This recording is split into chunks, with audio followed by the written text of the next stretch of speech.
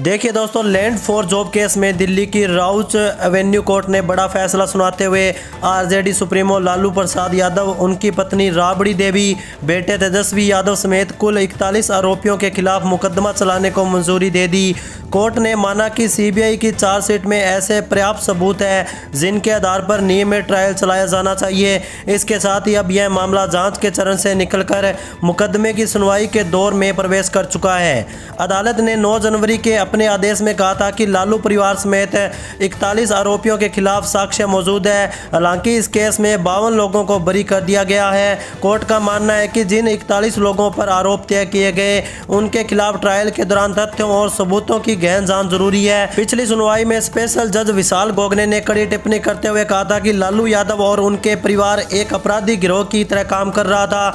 अदालत के अनुसार सरकारी नौकरियों के बदले जमीन हासिल करने की एक सुनियोजित और संगठित साजिश रची गई थी। यह टिप्पणी न सिर्फ कानूनी बल्कि राजनीतिक तौर पर भी बेहद अहम मानी जा रही है। कोर्ट ने अपने आदेश में कहा कि ऐसा प्रतीत होता है कि रेल मंत्री रहते हुए लालू प्रसाद यादव ने सरकारी नौकरी को सौदेबाजी का जरिया बनाया। उसका उद्देश्य अपने और अपने परिवार के लिए अचल संपत्तियां जुटाना था। अदालत के मुताबिक यह सामान्य प्रशासनिक गड़बड़ी नहीं बल्कि सत्ता के दुरुपयोग का मामला है। राउज एवेन्यू कोर्ट ने सीबीआई की चार्जशीट और दस्तावेजों पर विचार करते हुए कहा कि नौकरी और जमीन के बीच कथित लेन देन के संकेत साफ दिखते हैं। जमीन के ट्रांसफर, कीमतों में असामान्यता, परिवार और करीबियों के नाम संपत्तियों की खरीद और उनसे जुड़े कारोबारी लेन देन आपस से जुड़े हुए हैं जिनकी जांच ट्रायल में की जाएगी।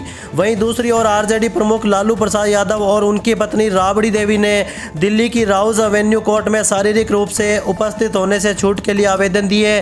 दोनों ने स्वास्थ्य और अन्य व्यक्तिगत कारणों का हवाला देते हुए अदालत से राहत की मांग की। लालू यादव के दोनों बेटे तेजस्वी प्रसाद यादव और तेज प्रताप यादव ने व्यक्तिगत उपस्थिति से छूट के लिए अदालत में आवेदन दाखिल किए। चारों नेताओं की ओर से कोर्ट को बताया गया कि वे कानूनी प्रतिनिधित्व के माध्यम से कार्रवाई में सहयोग करेंगे। राउज एवेन्यू कोर्ट ने लालू प्रसाद यादव, राबड़ी देवी, तेजस्वी यादव और तेज प्रताप यादव को 1 फरवरी से 25 फरवरी के बीच आरोप तय किए जाने की औपचारिक प्रक्रिया के दौरान व्यक्तिगत रूप से पेश होने से छूट प्रदान कर दी है। इस समय में उनकी ओर से उनके वकील अदालत में उपस्थित रहेंगे।